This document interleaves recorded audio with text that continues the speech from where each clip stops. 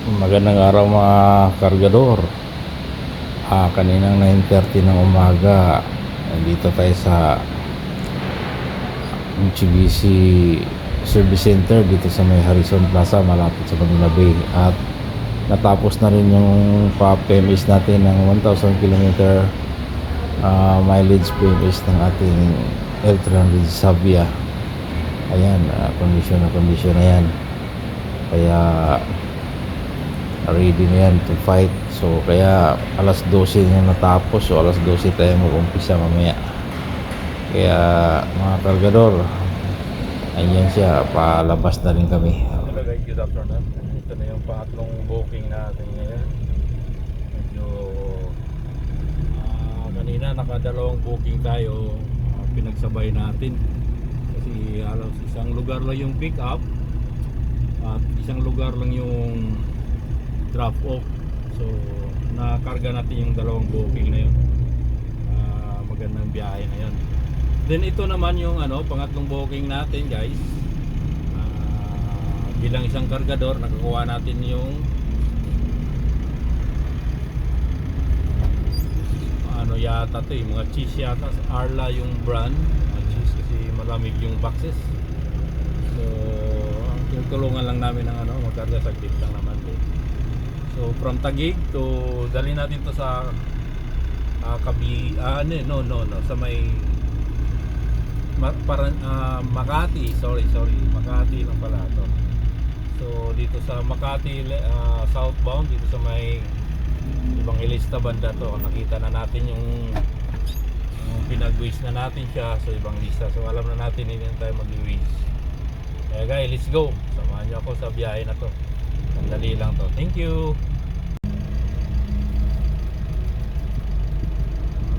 Hello guys, ito going to Evangelista Makati tayo. So medyo ito talagang service road. Milagro na kung hindi matraffic tong lugar na to. Napaka-ikot ng lugar, maraming jeep, mga delivery van, also mga delivery van. Crowded, tis-tis lang, tsaga-tsaga lang. Ganito talaga, walang simpleng pera dito sa Maynila. Walang madaling pera, parang nilaanan mo ng oras at pagod. Kasi ito tayo sa legal na paraan. Tsaga lang guys, wala naman tayong gagawin pagka sa umaga. So dito tayo mag-sideline muna tayo dito sa ating Lalambugan Transportify application. So nagagamit din natin yung ating L300 total. Yung L300 natin na pinangaranan kong Savia ay legit na rin to sa tracking or freight or logistic cargo. Kaya napalaban na siya. Relax naman din yung biyahe natin. Ayun guys, yung na yan pala, yung skyway na yan or flyover na yan, yan po yung galing ng south. So nagli-left turn yan sila papuntang, left turn na po yan papuntang C5 to north of Manila. Yan yung papuntang C5. So i-guide ko rin kayo dito sa ating vlog na kahit nangarga tayo, sa tagal na natin dito sa Manila, kabisado na natin yung lugar. Kaya i-guide ko rin yung gusto pang o nais pang gusto ng Manila, at least may idea na kayo kahit paano. Manood lang kayo sa vlog ko at matuturo ko siya yung mga lugar sa Manila. Hindi na rin basta-basta, sa daming mga updated na mga kalsada tulad ng mga skyway, mga underpass, mga tunnel. So ma-update ko kayo guys. Kaya thank you guys. Punta tayo sa ating destination, Evangelista Makati. Salamat. Ito, napalaban tayo sa traffic. Wala na magawa si Waze dahil ito na yung pinakadaan talaga niya papuntang Evangelista Makati. Mga kargador, tiis-tiis lang talaga tayo. kabilaan yung traffic. So halos hindi na gumagalaw. Pero ano na lang to siguro mga nasa 2 kilometers na lang yan. Magli-left turn na tayo papuntang Evangelista Makati. Kaya okay lang. Medyo maaga pa naman. May booking na rin tayo pabalik ng Taguig. So Taguig to Makati, then Makati to Taguig. So naghahantay na rin yung ano natin doon. Guys, ganun talaga sipag at tiyaga lang. Okay, thank you.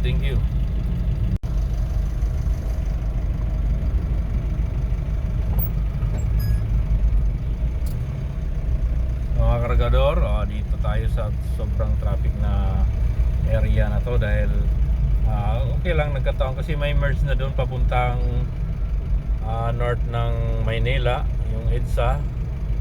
May merge na dyan na kalsada. Then yung left naman papuntang Baclaran. Then pagka diniretso yan is papunta ng Maynila. Kaya dito napasubo tayo. Kaya let's go.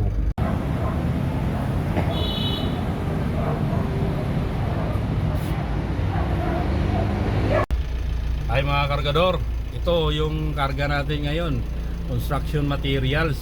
Dadali natin to sa Taguig from EDSA Makati. Ayan, babalik naman tayo sa Taguig. Kaya parang sinadya yata ni Lalamove po ito. Pero okay lang, maganda naman yung charges ngayon at malapit lang. Kaya keep on watching guys, and let's go.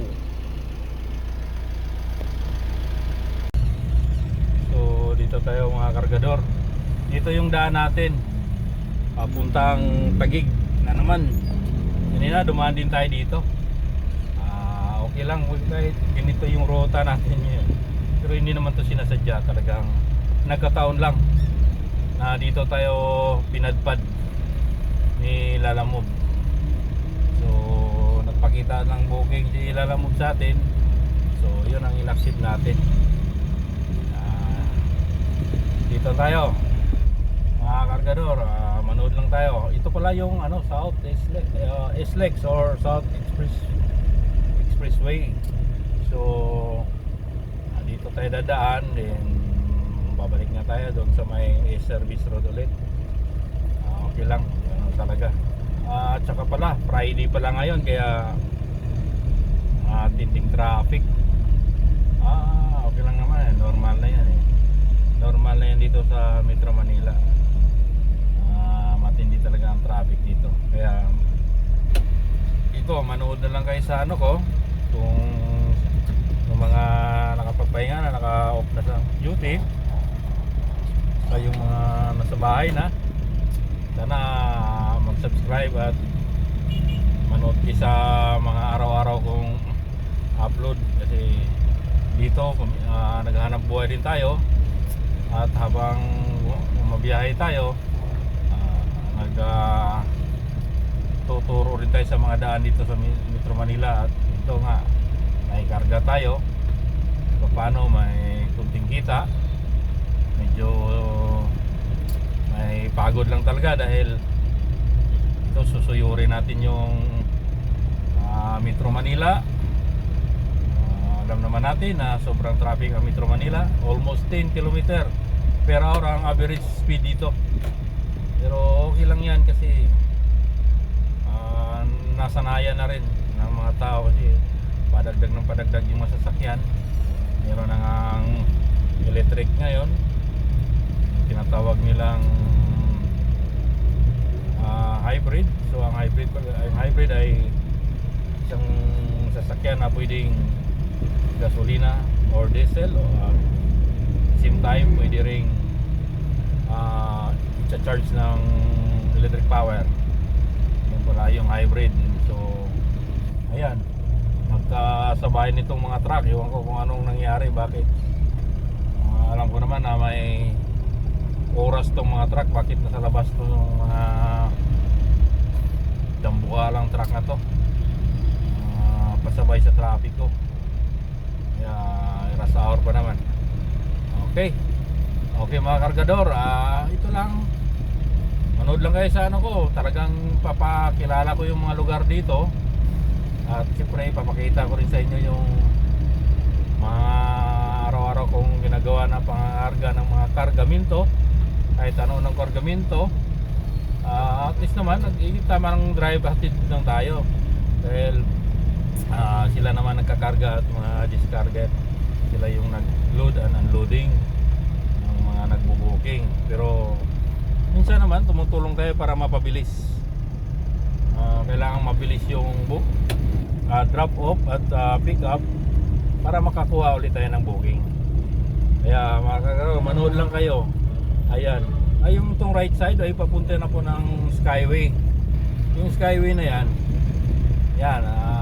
diretso na po ng south ng Maynila, Laguna, Cavite, Batangas, Quezon. So dyan sila. Hindi naman tayo pwede dyan dahil dito lang tayo sa Metro Manila ngayon. Pero pag medyo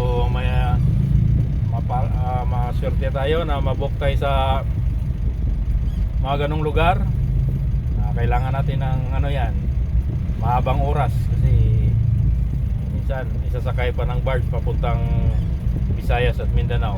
Makarating din tayo dyan pag medyo maganda na yung natin, kasi kaumpisa lang natin, hindi pa tayo nakikilala sa mga pag masuki na tayo, mapuntahan natin yan na magkaroon tayo ng booking ng ganun. Kaya ayan guys, manood lang kayo. Sana naman mag-subscribe yung mga manonood para makilala nyo yung biyahe ng Lalamove or Transportify, or minsan may mga private na booking, iba-vlog ko rin yan. Kaya salamat ha. Salamat. Ito pala yung yung pang-apat natin na booking, pero nag-umpisa tayo ng alas 12 kasi tayo kanina sa service center ng Mitsubishi. Kailangan nating mapa-PMS yung ating sasakyan. Nasa 1,000 km check up po siya. So nag-change oil po siya. Sana all may change oil. Then natapos ng alas 12, 9:30 yung natin kanina, yung appointment. Kaya medyo late na tayo ngayon, pero awa ng Diyos meron tayong 4 booking today. So maliwanag pa naman, makarami pa rin tayo. Kaya ayan guys. At saka mga kargador, yun po yung yung sa taas ng Skyway na yan. Dalawa yan Yung isa galing ng north, yung isa galing ng south na Skyway. Papunta po ng Cavite yan, Coastal Road, or lahat ng terminal ng airport, 1 and 2, 3, 4. Dyan sila dumadaan. Kaya guys, sana mag-subscribe kayo sa channel ko dahil hindi lang to hanap buhay, hindi ito sa mga pang-storage na tutorial. So dito tayo kakanan, talagang matindi itong lulusubin natin ngayon. Okay lang, tsaga-tsaga lang. At siyempre kasama ng pagdadasal. Mga taga-kargador, ito nandito na sa Bikutan Interchange. Kaya mag-left turn na tayo dito. Talagang sobrang busy din tong kalsada na to. May mga overpass na pedestrian. Kumaliwa sa East Service Road. Dito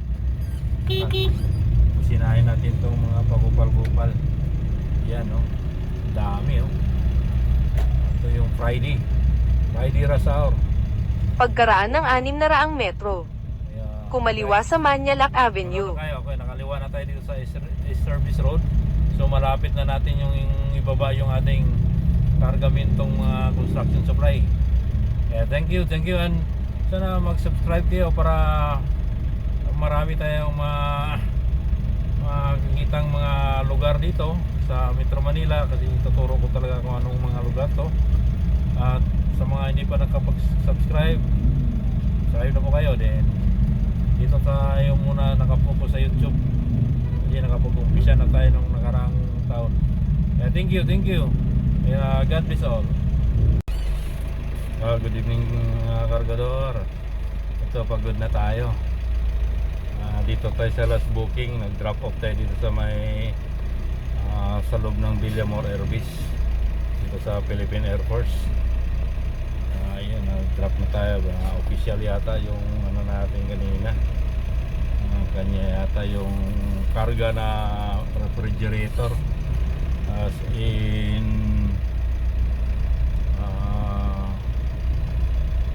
personal rep lang. Kaya ito, natapos na rin yung araw naman natin ngayon. Salamat tayo sa Panginoon na ligtas tayo sa mga kapahamakan, ligtas tayo sa daan. Kaya thank you Lord. Kaya ito, pauwi na ako. Medyo pagod talaga, pero okay lang. Worth it naman sa ano natin, kita. Normal lang yan, wala namang trabahong nakakapagod. Kaya dito tayo sa loob pa rin ng Villamor Airways. Ang lawak pala dito.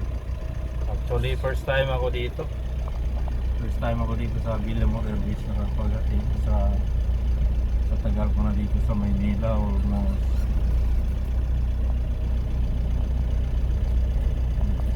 dito in 30 years, almost 30 years mahigit. Ngayon ako nakapasok dito sa Airways. Kaya ito, kukunin natin yung ano natin, yung ID natin.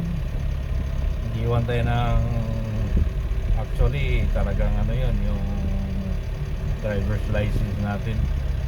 Pinapaiwan doon sa main gate ng Villamor Airways. So kailangan natin mo full stop, kasi nakita ko kanina may nag full stop pagkadating ng intersection.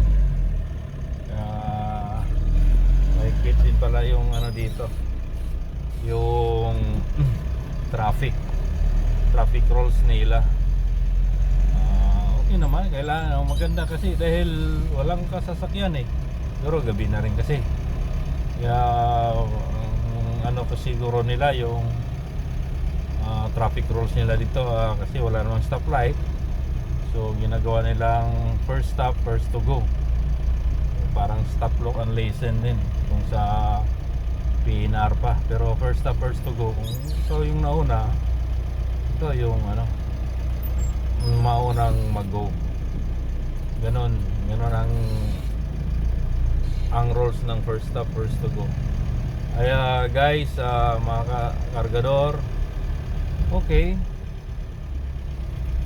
maganda yung ano natin ngayon biyahe. Naka-6 na trip tayo. Ngayon. Medyo kay Lalamove yan, excellent pagka kung nakakuha kayo ng, kasi ang mission ko is 6 trip a day. So ang nangyari 6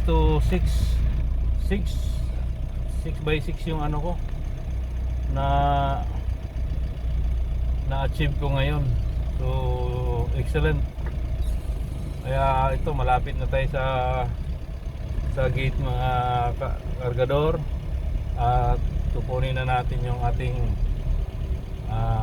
license. So dito pinaka last nating right turn, tingnan mo, nag-stop siya. So siya ang maunang mag-go. So tayo naman ang mag-right.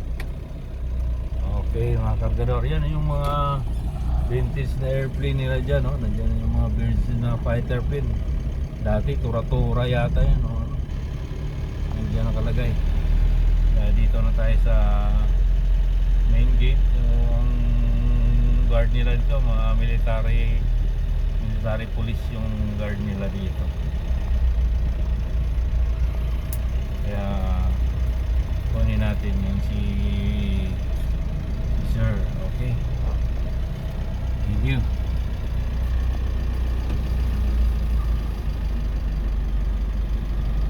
Good evening, sir.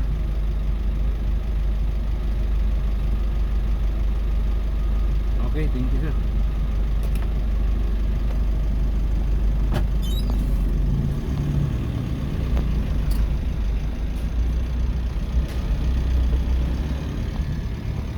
Okay guys, mga kargador, uwi na tayo. At sa mga na hindi nakasubscribe subscribe lang para panood nyo yung ano natin, vlog natin. Halos itaturo rin natin yung daan at mga lugar dito sa Metro Manila. Kaya maraming salamat at thank you Lord din sa lahat ng mga grasya na ano natin sa ating buhay. Kaya maraming salamat po.